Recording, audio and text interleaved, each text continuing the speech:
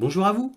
Comme d'habitude, si cette vidéo vous a plu, un petit pouce, un abonnement si ce n'est déjà fait, éventuellement un petit don, lien dans la description si vous appréciez mon travail. En tous les cas, merci à tous de votre soutien à cette chaîne et un grand merci aux généreux donateurs. Donc là, c'est le point sur l'Ukraine du 2 septembre 2024, deuxième et dernière partie.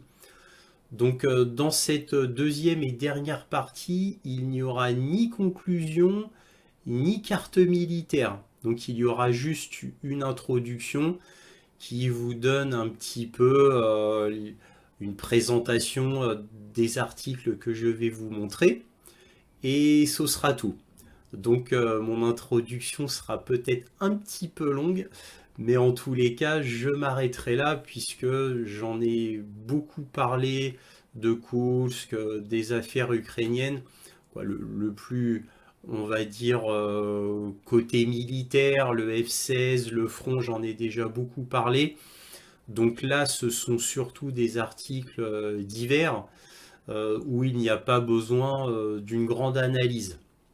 Voilà, c'est surtout des informations très intéressantes, importantes, mais qui ne nécessitent pas une grande analyse, une grande conclusion, et encore moins, bien sûr, une carte militaire. Bref, donc là, on va aborder les dernières nouvelles concernant la grande offensive sur Kursk, mais surtout des nouvelles diplomatiques. Alors nous verrons que Zelensky a été très très déçu puisque ce qu'il réclamait dans son plan de la victoire, principalement, c'était de pouvoir utiliser des missiles longue portée sur le territoire russe.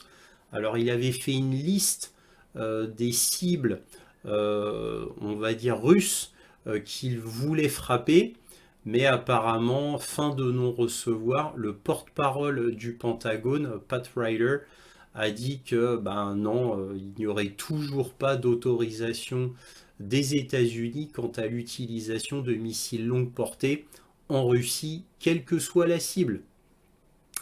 Très très mauvaise nouvelle puisque Zelensky, lui, la préparation de son plan de la victoire était principalement basée là-dessus. Alors comment on l'a su, on va dire, de manière en avance, c'est parce que Oumerov, donc le numéro 2 du gouvernement, lui est déjà parti aux États-Unis et il a été interviewé par CNN. Et c'est là qu'on a eu l'information, c'est via CNN. Alors maintenant, est-ce qu'il y aura un changement de dernière minute? Je ne le crois pas, puisque la grande offensive sur Kursk est une véritable catastrophe, un véritable massacre. Et pas qu'un massacre humain, un massacre matériel aussi. Un nombre incroyable de véhicules blindés détruits ou immobilisés, un nombre fou de chars détruits et immobilisés, des systèmes patriotes, des systèmes iristés, c'est-à-dire des systèmes antiaériens qui valent une fortune, un système crotal français, et oui, même la France n'y échappe pas, a été détruit, etc., etc. Dans la première partie, je vous avais donné les pertes ukrainiennes qui avaient été précisées par TASS, l'agence de presse russe. Et apparemment, tout cela est vrai. Tout simplement parce qu'il y a énormément de drones de reconnaissance au-dessus de Kursk et en fait c'est prouvé par des vidéos ou des photographies et principalement par des vidéos, certes données par des blogueurs russes, mais en tel nombre que maintenant c'est reconnu par tous. Alors évidemment, les grands médias occidentaux, principalement européens, se tairont là-dessus, mais ça y est, de grands médias asiatiques et américains le disent maintenant ouvertement. Bon, de toute manière, on ne peut pas cacher la réalité éternellement. Il y a tellement de cadavres de véhicules blindés et de chars que c'est très facile pour les drones de prendre des photographies et des vidéos. Et ça a été confirmé par une grande chaîne YouTube canadienne, History Legends. C'est un Canadien qui est extrêmement populaire sur YouTube. Je crois qu'il a 650 000 abonnés. Voilà. Donc tout le monde est d'accord sur le fait que Kursk est un véritable fiasco. Donc nous allons voir ça avec des articles comme d'habitude. Nous allons voir aussi l'OTAN qui est en mode purement défense. Depuis le 6 août, l'OTAN ne disait rien. Et là, Stoltenberg vient de déclarer que non, non, l'OTAN n'y était pour rien. Donc voilà, mécanisme de défense qui en réalité en dit très long. Pour moi, le fait même qu'ils se défendent sur ce point euh, est un signe assez fort que l'OTAN est impliquée. Bon, on le sait que l'OTAN est impliquée de toute manière de facto, étant donné le nombre extrêmement important de mercenaires américains, britanniques, polonais, français. Au moins eux, peut-être y en a-t-il d'autres. En tous les cas, et sans compter le matériel américain, bien entendu, char Abrams, système Patriot, les Allemands avec les Aéristés, les Français, les Crotales, etc. Il y a trop de matériel de pointe de l'OTAN pour que les Ukrainiens aient fait ça tout seuls dans leur coin. De toute manière, ce n'est pas possible, car il faut des techniciens pointus pour utiliser ce matériel. Je vous rappelle, il y a quelques mois, que ce fait-là, très intéressant, nous avait été dévoilé par Olaf Scholz lui-même. Olaf Scholz lui-même qui, devant le monde entier, avait dit que les HIMARS, par exemple, étaient directement commandés par des techniciens américains. Que les obusiers César étaient directement opérés par des techniciens français et sous les ordres de la France. Voilà, et ça c'est Olaf Scholz qui avait dit ça. Donc grand retentissement et qui déjà montrait quand même ce que pensait réellement l'Allemagne de l'Ukraine. Hein. Là, l'Allemagne vient de diviser par deux son futur budget pour l'Ukraine. Et en réalité, comme je vous l'ai dit à maintes reprises, les donations militaires en armement sont en réalité beaucoup plus faibles que celles annoncées médiatiquement. Donc, Kursk, une véritable catastrophe.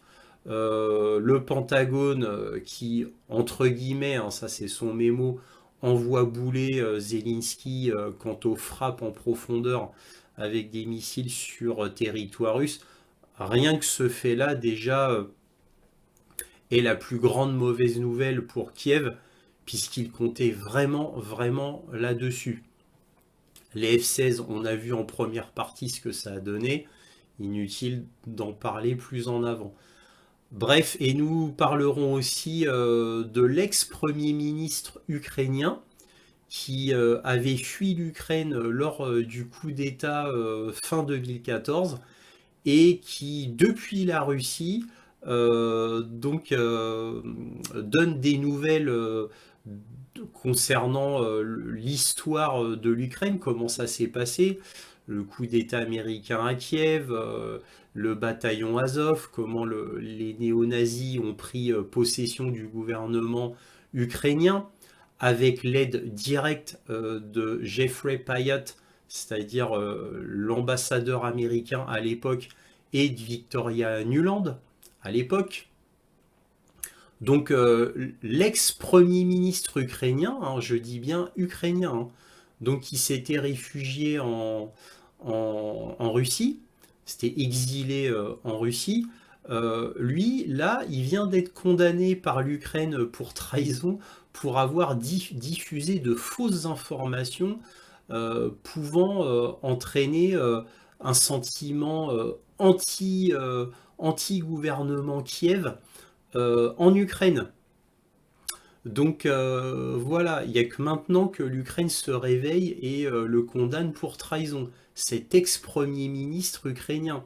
Alors là maintenant, on a les informations qui viennent de cet ex-premier ministre ukrainien qui était premier ministre entre 2010 et 2014. Il était premier ministre de Yanukovych, le président ukrainien. Donc on a des informations de première main quant aux mauvaiseries faites par les États-Unis en Ukraine, ainsi que les oligarques ukrainiens qui en ont profité, BlackRock, etc., etc. Là, on a des informations de première main. Donc, en tous les cas, évidemment, cette condamnation est absolument ridicule. En plus, un ex-premier ministre ukrainien, bien sûr qu'il dit la vérité, et c'est pour ça que Kiev le condamne pour trahison, trahison dans le sens de faire une propagande pro-russe en Russie qui pourrait convertir des Ukrainiens en Ukraine. Les convertir de manière anti-Kiev, hein, bien, ou anti-Zelensky, comme vous voudrez. Donc tout ça est très intéressant. Nous allons aussi parler d'économie, avec un petit nuage noir dans le ciel de Russie, qui n'a rien de nouveau, hein. Ce petit nuage noir a toujours été là, c'est l'inflation et le taux directeur, qui là ont pris un petit peu plus de poids, ce qui est mauvais pour l'économie russe. Bon, rien de grave non plus, mais c'est quand même un mauvais signe qu'il faut que la Russie s'occupe très rapidement. Voilà, bon, encore une fois, là je vous dis pas tout, c'est qu'une introduction, il y a maintes et maintes articles divers, vous allez voir, c'est très intéressant. Cela dit, je finis quand même par une nouvelle intéressante qui ne va pas être en article, parce que je viens de l'apprendre. La Moldavie a exigé que dans toutes ses écoles, il y ait un sentiment pro-ukrainien. C'est-à-dire il fallait suivre toutes les ordonnances du Conseil de l'Europe, qui apparemment touche énormément de pays, apparemment, dans le monde. Eh bien, la Moldavie a décidé que dans toutes les écoles serait donné un cours obligatoire de propagande pro-ukrainienne, afin que les élèves deviennent pro-ukrainiens, en solidarité avec l'Ukraine. Voilà. Donc ça, c'était la dernière nouvelle qui vient de tomber côté, on va dire, diplomatique. Je voulais aussi vous donner une dernière nouvelle qui est tombée, alors là, d'un point de vue purement militaire, je viens de l'apprendre.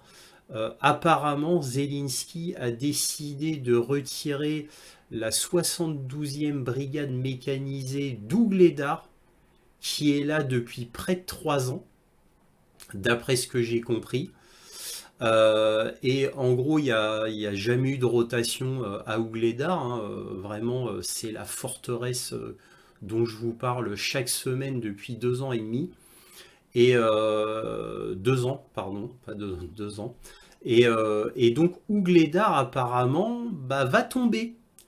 Et pour ajouter à cette mauvaise nouvelle militaire concernant Ougledar, la dernière grande forteresse ukrainienne, hein, qui représentait aussi un verrou, et où les Russes s'étaient complètement cassés les dents.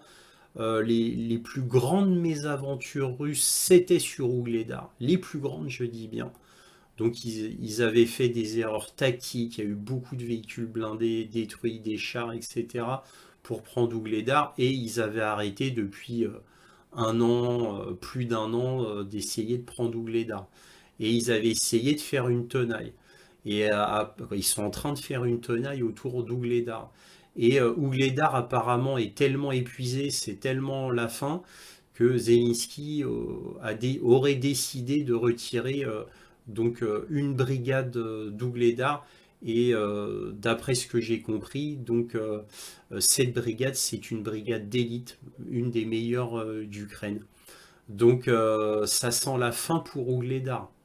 Et oui, donc rien ne va plus entre Ougledar, Paklovsk, Tchassiviar, Kupiansk et cette offensive de Koulsk où rien ne va plus.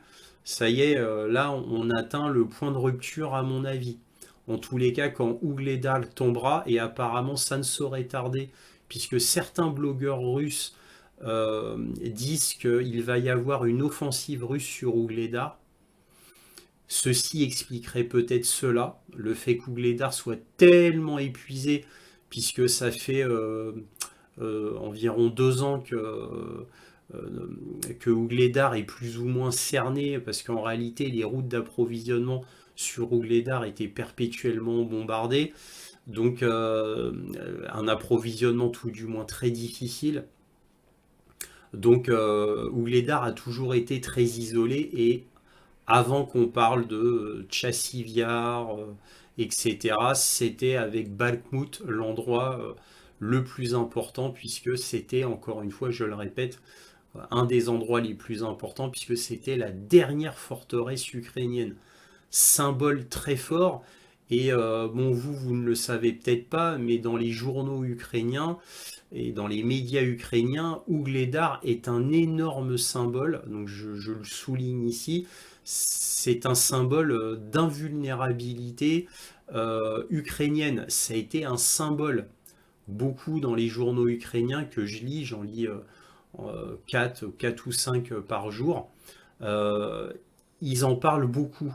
Alors, comme rien ne se passait, ben voilà, il n'y a qu'en Ukraine qu'on en parlait, mais c'est un gros symbole en Ukraine où Gledar, c'est une véritable forteresse, un symbole d'invulnérabilité, un symbole de résistance envers la Russie. Quand Ougledar tombera, ça va faire très très très mal. Là, je parle pour l'Ukraine surtout, pour les Ukrainiens. Bon, allez, j'arrête là, je commence à être trop long. On va commencer les articles. Le pari de l'Ukraine, les risques et les avantages de l'offensive dans la région russe de Kursk. Et là, vous allez voir, c'est intéressant ce qu'on lit. Vous allez voir les absurdités qu'on peut lire dans Foreign Affairs. Là, on démarre normal. Jusqu'à présent, les opérations ukrainiennes ont été menées par un groupe mixte d'unités comprenant peut-être 10 000 à 15 000 soldats au total. En effet, en réalité, nul ne sait combien il y a en totalité de soldats à Kursk. Avec des éléments de brigades régulières et des forces d'opérations spéciales ukrainiennes. Ils devraient rajouter avec énormément de mercenaires américains, britanniques, polonais et français. Il s'agit de certaines des troupes les plus expérimentées et les plus performantes du pays, dont l'épine dorsale est constituée des forces d'assaut d'élite ukrainiennes. Certaines ont été retirées des lignes de front à Donetsk et à Kharkov, c'est vrai, où elles luttaient contre une avancée russe, tandis que d'autres auraient servi de réserve importante pour endiguer l'élan russe. Tout ça, ça c'est vrai. En détournant les ressources destinées à la défense de la région de Donetsk, l'Ukraine fait le pari que les autres parties du front de 1200 km ne s'effondreront pas. Donc c'est un pari énorme. Ils retirent des forces de Donetsk, ils les mettent à Kursk et ils prient très fort que la région de Donetsk, qui était déjà dans un état catastrophique, ah bah ça va tenir quand même. Donc vous voyez un peu cette analyse qui est absurde et on va crescendo dans l'absurde, vous allez voir. Et qu'elle ne perdra pas un grand nombre de soldats et d'équipements à Kursk et que les bénéfices de ces opérations à Kursk dépasseront les coûts supportés ailleurs. Bon là on a vu que c'était pas le cas, qu'à Kursk c'était une catastrophe. Et que non seulement à Kursk c'était une catastrophe, mais que la catastrophe était bien plus grande sur le front. Voilà, mais vous voyez les termes qu'ils emploient, comme si ils ne suivaient pas ce qu'il se passait sur le terrain. C'est assez affligeant. Les dirigeants militaires ukrainiens espéraient également que l'incursion détournerait les forces russes de ces lignes de front à l'est. Alors ça c'est vrai par contre, c'est ce que les Ukrainiens espéraient. Donc là, on est bon. Cependant, le commandant en chef des forces armées ukrainiennes, Oleksandr Syrski, a déclaré que la Russie avait au contraire intensifié ses efforts et déployé ses unités les plus prêtes au combat sur le front de Paklovsk à Donetsk. Ça, c'est également vrai. Sur le plan politique, l'Ukraine fait également le pari qu'elle peut conserver Kursk suffisamment longtemps pour l'utiliser comme monnaie d'échange au cas où Kiev serait poussé à mener des négociations. Alors ça, c'était une des hypothèses que je vous avais parlé le 10 août. C'est complètement ridicule. Complètement ridicule. Je vous avais dit le samedi 10 août que le fait de mener cette offensive faisait que c'était définitivement grillé pour des négociations avec Poutine. Parce que suite à ça, Poutine, il a dit qu'il n'y aurait plus de négociations avec l'Ukraine. Cela pourrait fonctionner s'il existe un moyen de contraindre Moscou à négocier selon ses échéances préférées. Ah bah on peut toujours rêver de plein de choses, hein, ça c'est sûr. Mais le territoire pourrait mettre davantage à rude épreuve l'armée ukrainienne pendant l'hiver. Bon, ça oui, bien sûr. Quoi qu'il en soit, Kiev espère que l'offensive de Koursk entraînera un changement dans la perception selon laquelle la guerre suit une trajectoire négative, en débloquant une aide matérielle supplémentaire et en modifiant les restrictions d'armement imposées par l'Occident. Vous voyez ce que dit ce grand journaliste entre guillemets de Foreign Affairs. L'absurdité du constat fait par ce journaliste. L'absurdité. Kursk, tout le monde sait que c'est une catastrophe, que c'est un fiasco. Et soi-disant, Kiev espérait que cela permettrait, cette offensive à Kursk, d'aller dans une direction positive, que ça débloquerait encore plus d'aide de l'Occident et alors les restrictions d'armement imposées par l'Occident et que l'Occident dirait que bah, vous pouvez frapper avec des missiles longue portée en Russie. Or tout ça c'est avéré faux. Donc tout ça, ça n'existe pas. Et pourtant, dans cet article du 2 septembre, on en est encore à faire un article complètement absurde et grotesque. Vous voyez à quel point quand même, dans certains grands médias occidentaux, c'est très très difficile de lâcher la propagande qu'ils font depuis déjà maintenant 2 ans et demi. Très très difficile pour eux. Il y a des grands médias qui y parviennent, comme Forbes, mais ça reste bien bien difficile malgré tout. Alors là, dans Asia Times, un des plus grands journaux d'Asie, qu'est-ce qu'on lit? L'Ukraine joue avec une catastrophe de type Tchernobyl à Kursk. L'attaque ukrainienne contre la centrale nucléaire de Kursk vise à semer la panique en Russie et en Europe et à attirer plus ouvertement l'OTAN dans le combat. Alors quand j'ai lu ça, d'Asia Times, ben, j'ai été très content parce que c'est très exactement ce que je vous ai dit dans le point sur l'Ukraine, première partie. C'est très exactement ce que je vous avais dit. Donc voilà, oui, c'est mon sentiment aussi. Donc c'est-à-dire que bon bah créer la panique, bien sûr, et espérer que l'OTAN s'implique. Comment? Bah, comme je vous l'ai dit dans la première partie, c'est-à-dire que la Russie surréagisse, c'est-à-dire fasse un pas de trop dans l'escalade, et ça permettrait d'avoir un prétexte à l'Occident pour que l'Occident dise ah bah regardez, vous voyez, les Russes font une escalade de trop, donc nous on est obligé d'intervenir directement.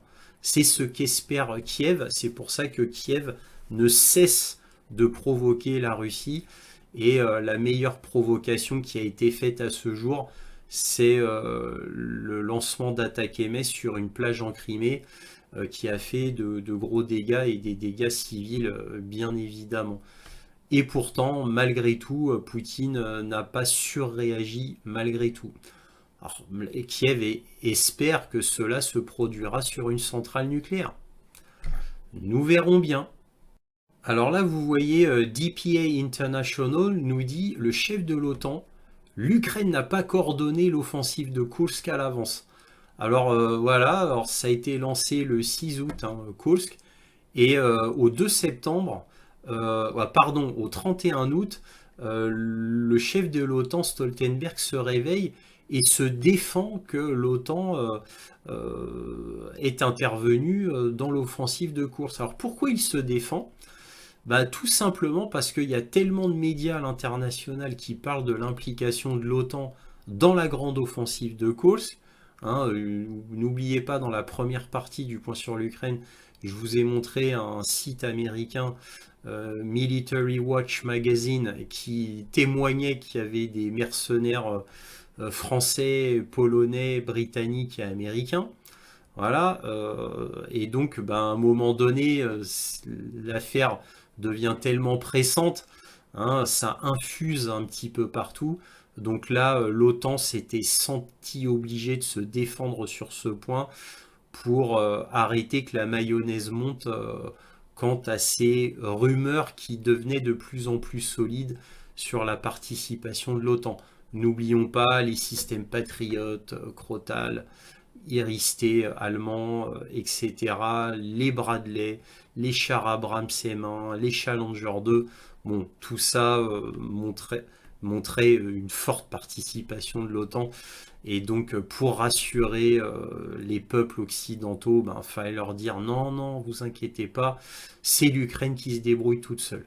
Bref, la propagande ridicule habituelle.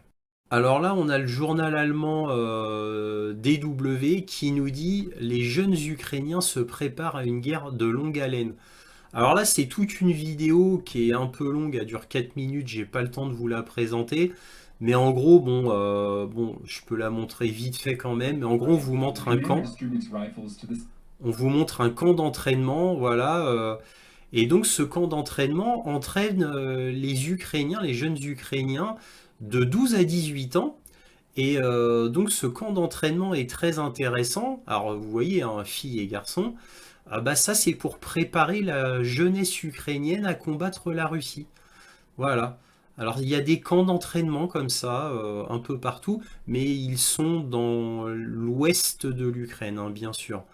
Donc voilà, en gros, Kiev prépare la jeunesse à se battre contre la Russie. Donc, et au même moment, on a Zelensky qui veut absolument, et le plus rapidement possible, la paix avec la Russie. Bien sûr, mais bon, ça a toujours été la contradiction habituelle entre bon, bah, la propagande et les réalités du terrain militaire et ce que veut en réalité Washington, puisque de toutes les manières, en définitive, c'est Washington qui décidera de tout. Alors là, on va lire un article de Ukrainska Pravda qui nous dit l'ancien Premier ministre ukrainien Azarov sera jugé pour trahison et message anti-ukrainien sur Telegram. C'est lui là, Azarov. Et on nous dit les procureurs ukrainiens ont déposé un acte d'accusation contre Mikhaila Azarov, l'ancien Premier ministre ukrainien et son assistant actuellement en Russie. Donc les deux hommes sont accusés d'avoir appelé publiquement au changement par la violence ou au renversement de l'ordre constitutionnel de la prise de pouvoir, d'atteinte à l'intégrité territoriale et l'inviolabilité de l'Ukraine. Blablabla, blablabla, bon on va pas tout lire, mais bon vous m'avez compris, ils sont accusés aussi de trahison. Pourquoi? Parce que quand il y a eu le coup d'État à Kiev par les Américains, eh bien, ben voilà, Azarov avait déclaré qu'il fallait absolument renverser ce gouvernement mis par Washington, gouvernement néo-nazi. Il fallait absolument le destituer, ce gouvernement, quitte à utiliser la violence. Tout ça pour protéger l'inviolabilité de l'Ukraine. Eh oui, parce que c'était quand même le Premier ministre ukrainien, en gros, qui appelait à se défendre contre les États-Unis. Eh oui, ne l'oublions pas. Et bien entendu leurs affidés, c'est-à-dire le bataillon Azov, les milices Bandera et le secteur droit, Private Sector.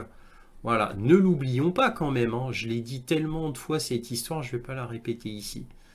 Voilà. Donc là, le Kiev porte plainte, condamne pour trahison, voilà, cet Azarov, tout simplement parce qu'Azarov avait accusé Kiev d'être complice du coup d'État américain et avait accusé les néo-nazis. Donc pour protéger son pays, l'Ukraine, il a dû partir, se réfugier en Russie, mais en Russie, il continue à dévoiler tout cela. Voilà, et lui, c'est le premier ministre ukrainien, hein, de 2010 à 2014, hein, quand même, qui veut protéger son pays, hein. Voilà. Heureusement qu'il est parti, qu'il a vu le vent venir, parce qu'il aurait peut-être été mort dans une prison du SBU, hein, bien caché quelque part.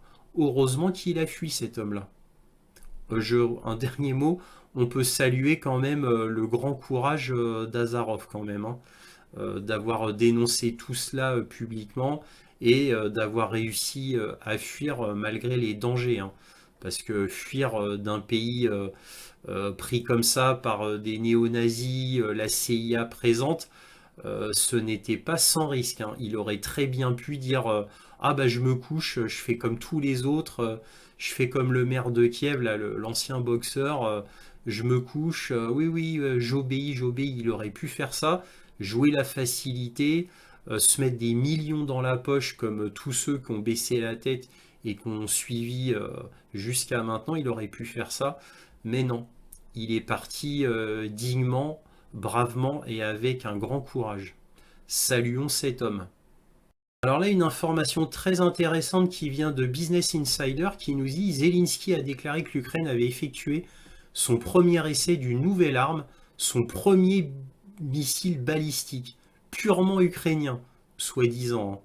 L'Ukraine a testé avec succès son premier missile balistique artisanal. Le président ukrainien a révélé cette évolution lors d'un forum mardi.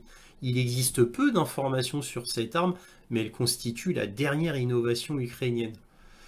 Alors bon, l'annonce de ce test intervient alors que l'Ukraine continue de se voir limitée dans sa capacité à utiliser des missiles occidentaux. Les États-Unis, par exemple, ont fourni à l'Ukraine des missiles balistiques tactiques.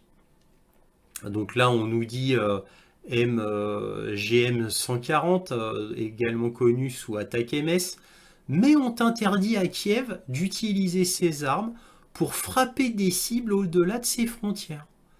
Voilà. Alors là, Kiev a décidé, ah bah si c'est comme ça, je vais faire mes propres missiles.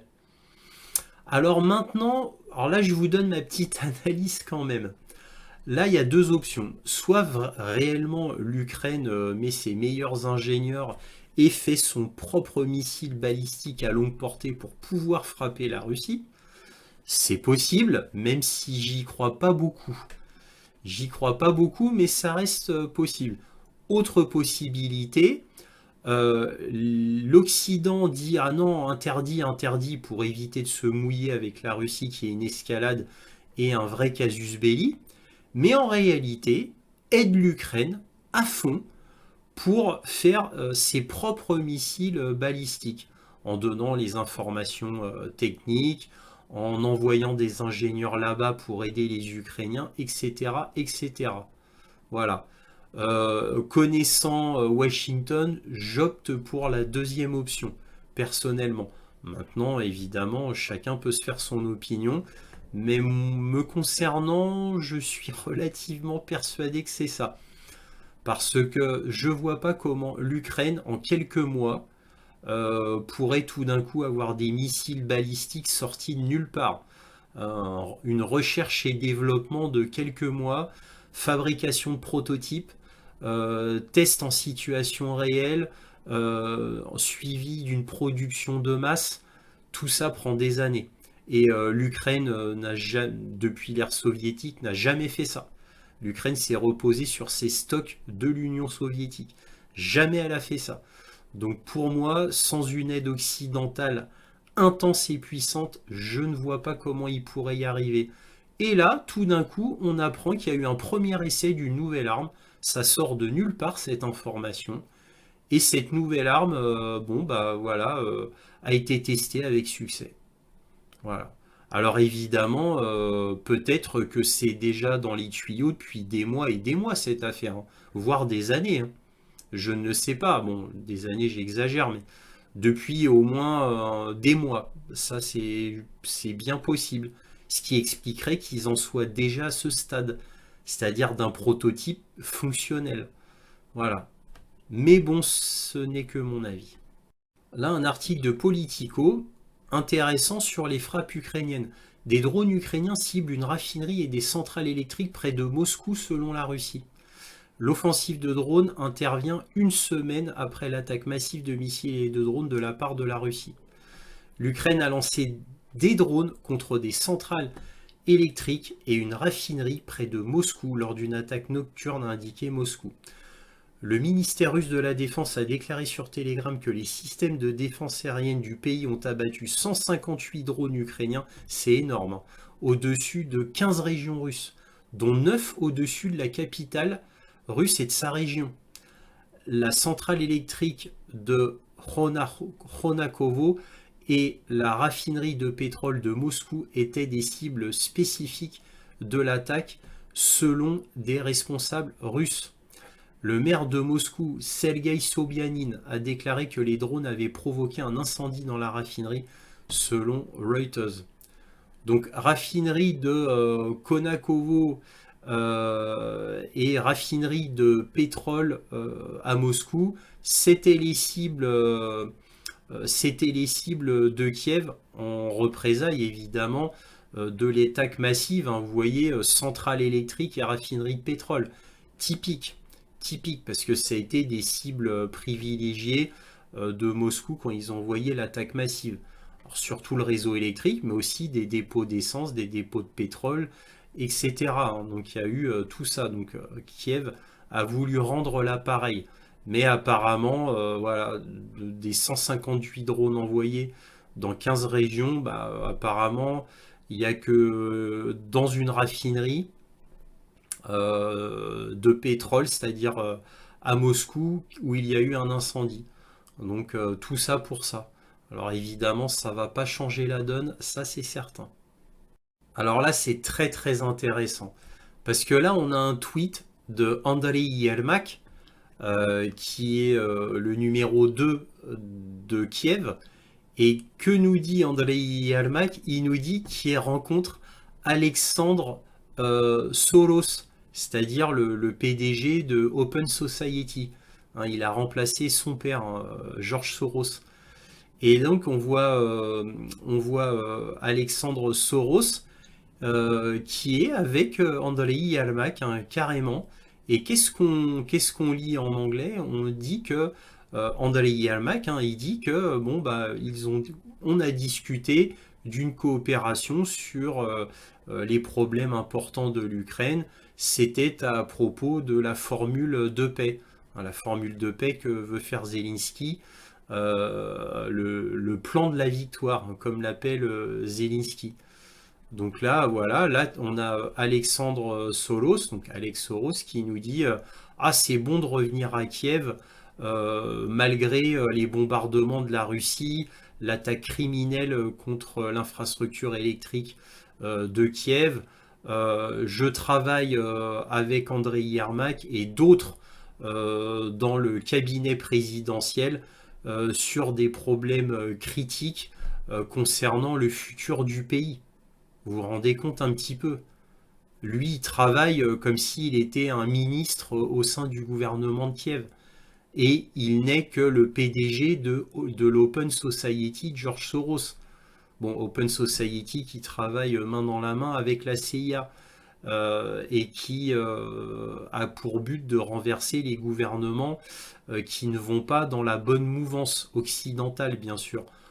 Principalement parce que l'Open Society s'est fait cette spécialité, principalement les pays qui sont anti-LGBT, parce que ça tient beaucoup à cœur à George Soros. Et évidemment, tous les pays qui sont anti-Occident, euh, anti-valeurs de l'Occident, etc., etc. Voilà, l'Open Society sert à ça. Et le nouveau visage, c'est lui, le fils de George Soros, Alexandre Soros, dont on apprend que carrément il s'occupe des affaires d'État de Kiev. C'était intéressant à noter. Alors là, ça n'a l'air de rien comme article de DPA International, mais c'est intéressant. Au moins 4 morts et 16 blessés dans la nouvelle attaque russe en Ukraine. Là, il parle de la méga attaque, 127 missiles et 109 drones de combat. Pourquoi je vous montre cet article, dont tout là on nous précise un petit peu ce qui a été lancé par les Russes. Donc il y a des Kh-101, des missiles hypersoniques Kinjal, etc., etc. Ce qui est intéressant à noter, c'est que DP International nous annonce qu'après cette attaque absolument énorme de 127 missiles et 109 drones, bah à la fin on a 4 morts et 16 blessés. Allez, on va dire les 5 morts. Voilà, parce qu'au moins 4, donc on va dire 5. Si la Russie était barbare et qui voulait absolument tuer les civils ukrainiens, vous pensez vraiment que cette attaque extrêmement massive n'aurait fait que 4 morts et 16 blessés. Vraiment, si la Russie était si méchante que ça et voulait faire des actes de terreur au sein de l'Ukraine, vous pensez que cette attaque ultra massive aurait fait que ça? Que ça? 4 morts et 16 blessés? Donc voilà, donc ça c'est une preuve énorme sur le fait que, bien entendu, la Russie depuis le début ne cible que des cibles militaires ou stratégiques. Mais en aucun cas c'est leur but d'exterminer les Ukrainiens. Comme le dit à chaque fois Zelensky, c'est ridicule. Et là, on en a la preuve. Alors là, c'est un article du journal allemand Handelsblatt qui nous donne une information intéressante. L'Ukraine exhorte la Biélorussie à retirer ses troupes de sa frontière commune. La Biélorussie compterait plus de 120 000 soldats stationnés à sa frontière commune. L'Ukraine avertit désormais le pays de ne pas commettre d'erreurs tragiques sous la pression de Moscou. Donc là, l'Ukraine a très peur que la Biélorussie aide la Russie en cas, on va dire, de problème par rapport à la Russie. En imaginant que la Russie est un petit coup de faiblesse, la Biélorussie serait là. C'est ce que pense Kiev. Donc Kiev a très peur. Ou alors, autre option qui est possible, c'est que bon, que les 120 000 soldats à la frontière soient pas là en cas de problème côté russe, mais simplement en cas d'envahissement massif de l'Ukraine, au cas où Kiev irait beaucoup trop loin et mettrait en colère Vladimir Poutine. Voilà. Par exemple, en cas d'attaque de centrale nucléaire ou en cas d'attaque massive sur énormément de civils russes, je ne le sais pas, je dis n'importe quoi là, hein. Mais en tous les cas, Kiev a peur parce que elle ne sait pas le pourquoi de ces 120 000 soldats à sa frontière. Elle ne le sait pas. Et tout est possible. Et voilà, et comme Poutine est toujours quelqu'un de très mystérieux quant à ses intentions, bah ça angoisse beaucoup Kiev. C'est pour ça que Kiev exhorte la Biélorussie à retirer les troupes. D'un autre côté, je me mets à la place de Kiev et c'est assez compréhensible. Alors là, on est toujours dans le délire belliciste de l'Union européenne, là qui nous dit que l'Union européenne relève à 75 000 le nombre de soldats ukrainiens qui doivent être formés. Sachant que déjà, ils en ont formé 60 000. Voilà, en fin d'été 2024, 60 000 soldats ukrainiens. Là, ils veulent augmenter de 15 000. Est-ce que ça, c'est Joseph Borrell hein, qui veut ça? Joseph Borrell, le chef de la diplomatie de l'UE. Vous voyez un peu cet état d'esprit qui n'a pas bougé concernant l'Union européenne. Hein, quand je dis bien concernant l'Union européenne, c'est-à-dire Joseph Borrell, Ursula von der Leyen, Thierry Breton, bref, les piliers du mal. Hein. Et quand je dis du mal, je ne galvaude pas le mot. Hein. Bref, donc là, vous voyez un petit peu l'état toujours belliciste. Donc ils veulent absolument monter à la guerre. Ils ne veulent pas descendre pour une paix. Ils ne cherchent pas la paix en aucun cas. Ils veulent une montée des tensions et ils iront jusqu'au bout. Tout du moins l'Union européenne. Mais comme l'Union européenne obéit à Washington, eh bien on verra selon l'humeur de Washington. Et oui. Et surtout, n'oublions pas l'élection présidentielle aux États-Unis le 5 novembre. Parce que si c'est Trump qui est au pouvoir, bah, tous ces délires bellicistes vont très vite disparaître. À mon avis, j'en suis persuadé. Maintenant, ce n'est que mon opinion. Peut-être que je me trompe.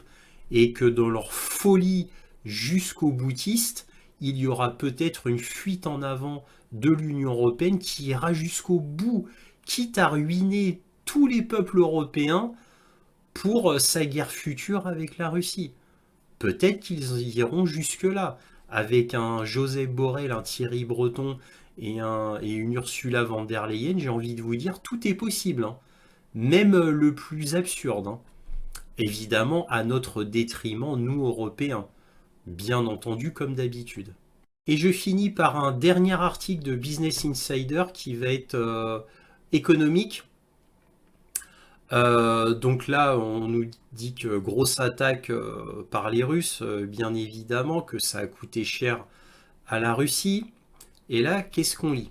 Alors que les importantes dépenses de défense russes liées à la guerre en Ukraine ont initialement stimulé la croissance économique et apaisé les craintes d'une récession imminente liée aux sanctions occidentales, alors eux, ils s'avancent à une récession imminente, hein.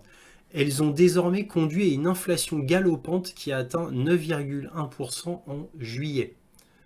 Les banques centrales russes a relevé son taux directeur à 18% en juillet, affirmant que l'inflation s'était accélérée et se développait considérablement au-dessus de ses prévisions d'avril. La croissance économique de la Russie a ralenti à 4% au deuxième trimestre contre 5,4% au premier trimestre, a rapporté l'AFP en août, citant des données officielles. Donc vous vous rendez compte que la Russie avait une croissance de 5,4%, ce qui est absolument énorme, puisque moi je vous avais dit il y a quelques temps, quelques mois, à 3,5%. En fait, elle est passée à 5,4% de croissance économique. Et là, elle est tombée à 4%. C'est énorme. C'est énorme, hein. Donc l'inflation est un problème, le taux directeur est un problème parce que si par exemple les Russes veulent acheter des maisons, des biens, eh bien ils auront des taux d'intérêt plus élevés, voire très élevés. Donc ça empêche la consommation, ces taux directeurs élevés, ainsi que cette inflation. Mais comme il y a eu une grosse augmentation des salaires généraux, aussi bien de la classe moyenne qui a considérablement augmenté son pouvoir d'achat, et même les retraités qui ont considérablement augmenté leur retraite, puisque bon bah ça c'était bon, je suppose que c'était une des cordes de Poutine pour faire passer la guerre en Ukraine. Il fallait absolument dorloter quand même une partie de la population généralement râleuse et avec légitimité, j'ai envie de vous dire, parce que la retraite en Russie est très faible, donc c'était normal qu'il la relève. Il l'a relevée 3 fois, hein, en Russie, donc maintenant elle est, on va dire, assez digne, alors qu'avant elle ne l'était pas, cette retraite des Russes. Bref, donc heureusement que l'économie se porte bien pour que ça passe encore dans la population, que les 9% d'inflation passent et que le 18% de taux directeur passe encore. Parce que il y a une nouvelle classe moyenne qui est née aux États-Unis grâce à la guerre en Ukraine. Encore une fois, je le répète, hein, la classe moyenne en Russie a considérablement augmenté sa qualité de vie et ses revenus. Beaucoup, beaucoup, beaucoup. Donc c'est ce qui permet au niveau des sondages en Russie que Vladimir Poutine est toujours très haut, grâce à ça. Mais attention, attention, faut pas que ça aille plus haut et faut pas que ça dure surtout. Faut pas que ça dure et que ça aille plus haut. Parce que là, la cote de popularité de Vladimir Poutine risque d'en prendre un coup. Donc cette guerre ne doit pas s'éterniser non plus, comme je vous le répète depuis déjà plus d'1 an. Cette guerre ne peut pas s'éterniser, parce que ça coûte quand même une fortune à la Russie. La Russie s'en sort très très bien, vous avez vu, 5,4%, là c'est passé à 4%, c'est un résultat absolument magnifique, malgré toutes ces sanctions. Donc économiquement, on peut dire que c'est la meilleure économie du monde. Pour l'instant, imaginez-vous la Russie avec beaucoup moins de sanctions et sans guerre à financer. Imaginez-vous ce que sera la puissance de la Russie économiquement quand elle n'aura plus une guerre à financer et que les sanctions diminueront, voire disparaîtront. Dans quelques années, je suppose, je ne le sais pas, ou même si elles ne disparaîtront pas, mais tout du moins les sanctions, je le suppose, diminueront. Je le suppose, hein, évidemment, peut-être que je me trompe. Mais sans parler des sanctions, imaginez-vous quand il n'y aura plus de guerre à financer par la Russie. Imaginez-vous la puissance économique de la Russie. Imaginez-vous. Et oui, il faut y penser à ça. Et il faut penser aussi, et j'en termine là, aux nouveaux territoires pris en Ukraine, qui vont enrichir considérablement la Russie, principalement concernant les zones industrielles, donc l'industrie lourde, et l'électricité, avec la centrale nucléaire de Zaporojye, ainsi que les terres agricoles. imaginez-vous la puissance. Alors maintenant, tout va dépendre si la Russie se décide à prendre l'oblast de Kharkov et l'oblast d'Odessa. Parce qu'évidemment, si la Russie prend l'oblast d'Odessa, alors là, ça va décupler sa force économique avec un contrôle total de la mer Noire. Mais bon, on en est loin de tout cela, mais c'est quand même tout ça, tout cela sont des hypothèses à prendre en compte. Et j'arrête là pour ce point sur l'Ukraine, deuxième partie. Si cette vidéo vous a plu, un petit pouce, un abonnement, éventuellement un petit don, lien dans la description, si vous appréciez mon travail. Merci à tous de votre soutien à cette chaîne, et toujours, soyez curieux.